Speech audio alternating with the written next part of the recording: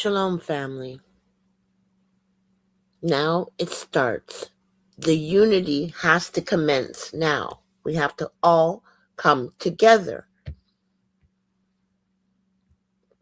I'm sure you know by now what the UN passed. But let's take a listen.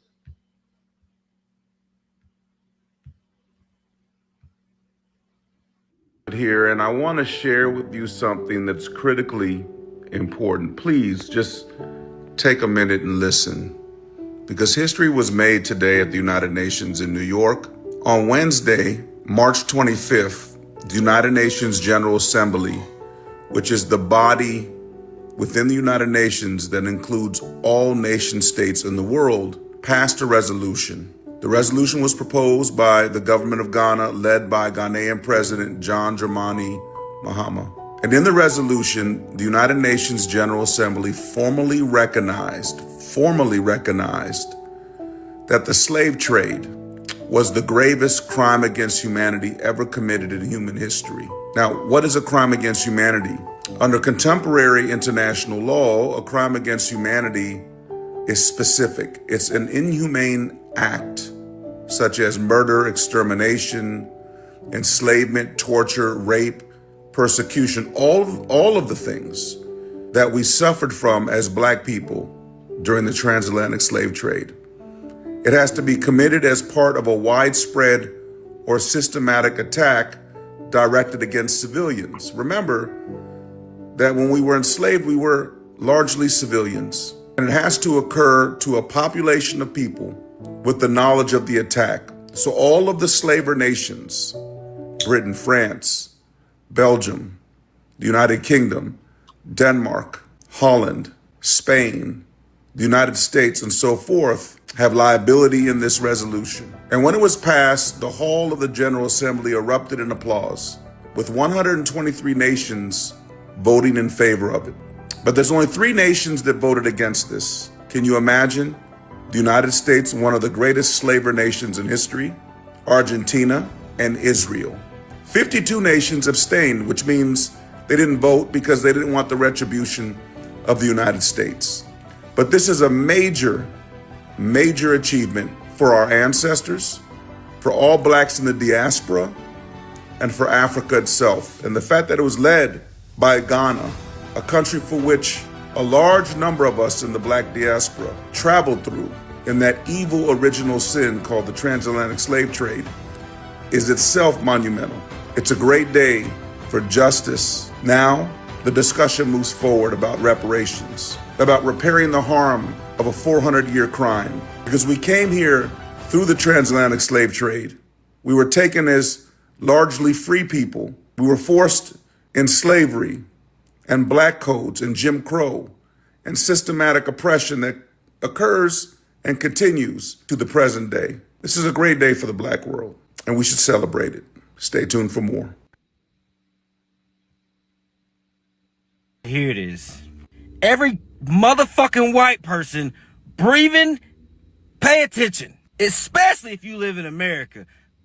Because from this day forward, I don't ever want to hear a white person say that racism is dead, America ain't racist, we gotta let shit go. Y'all don't get to say that shit no more after this.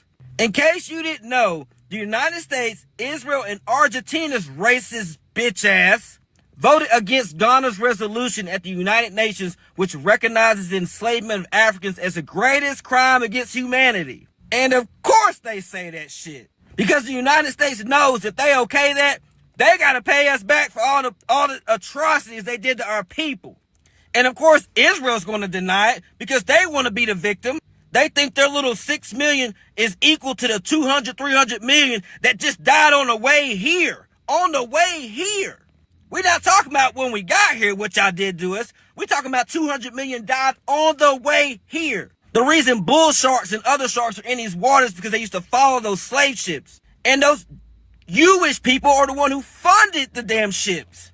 So we're not surprised that these evil pieces of shit voted no in opposing this right here. And this is exactly why racism in America will never die. Because you got pieces of shit, racist ass KKK devils in leadership saying we cannot support the adoption of the reparations. Of course you can't, you evil pieces of shit. We got to spread the word.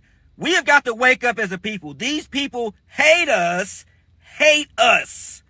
And America will always be in sin for what it did to us. I just don't think y'all understand. 123 countries okayed this, and these pieces of shit, American and these, all voted no. Let that sink in if you a black person walking around in America. Spread the word. Get this out. Spread the word.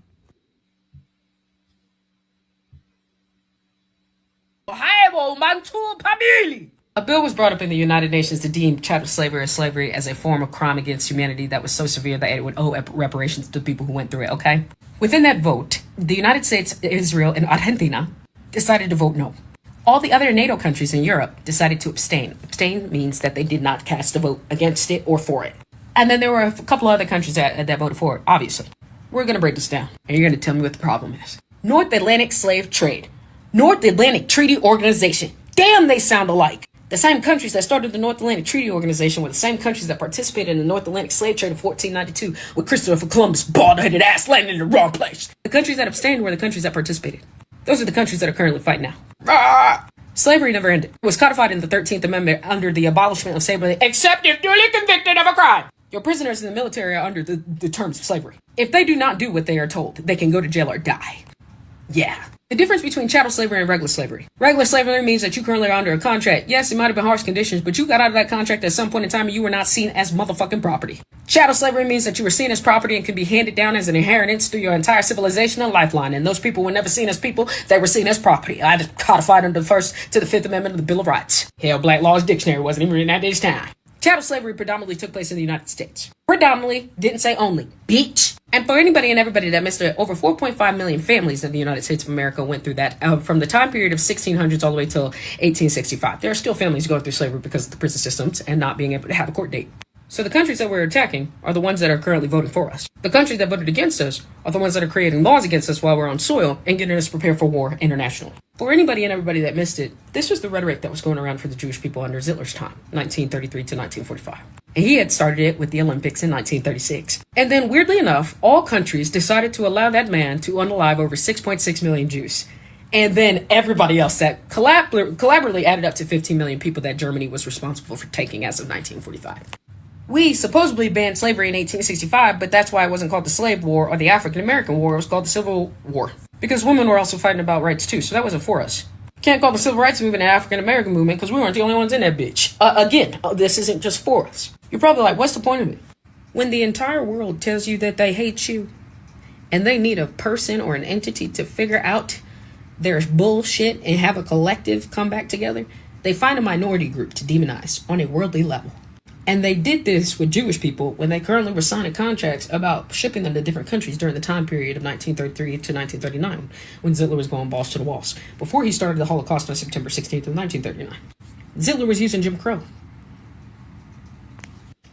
Black people is probably a good time to come together because the entire world just told us that they hate us.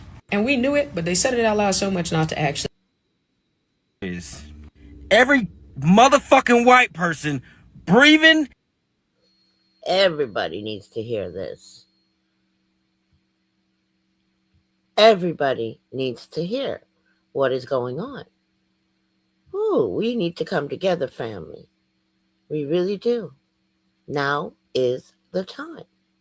Very simple. Now is the time for us to rise up together around, not just in America, around the whole world, because we were all affected by it.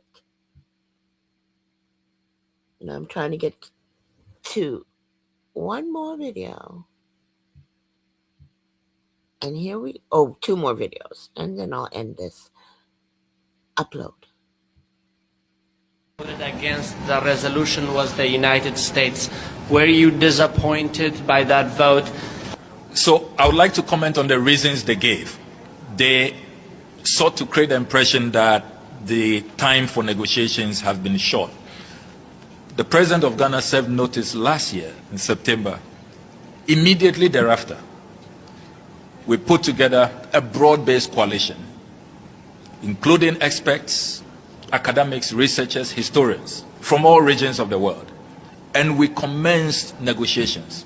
We allocated 3 hours, twice the time, and had multiple rounds of negotiations. So there are some that to us, it is clear that even if we gave them 50 years, they would say that the time is not enough.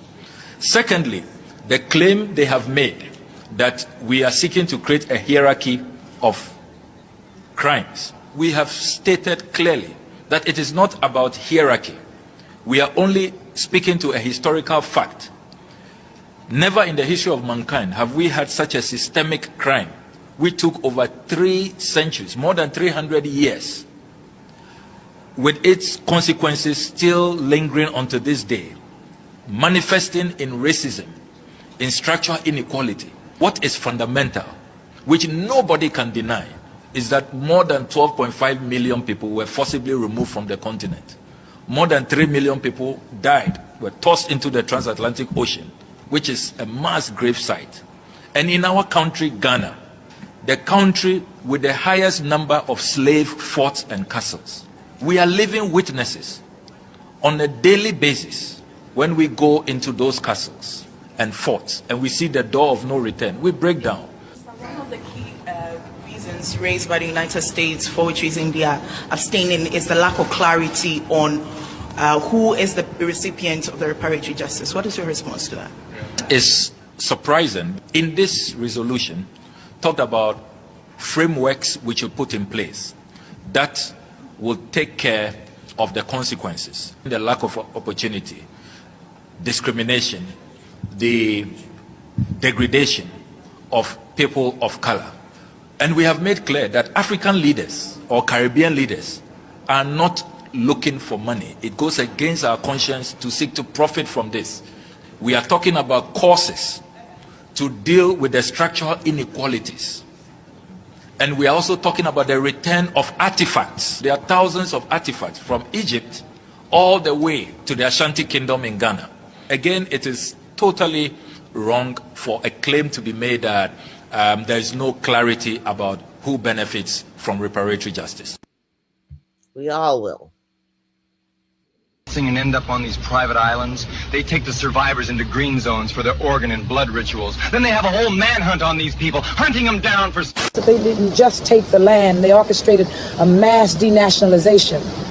And the world is being run by a hidden hand of families, the Rothschilds, Morgans, and DuPonts. You hear the whispers about Epstein Island, don't you? It's a horrible palace of depravity built on the blood of the innocent.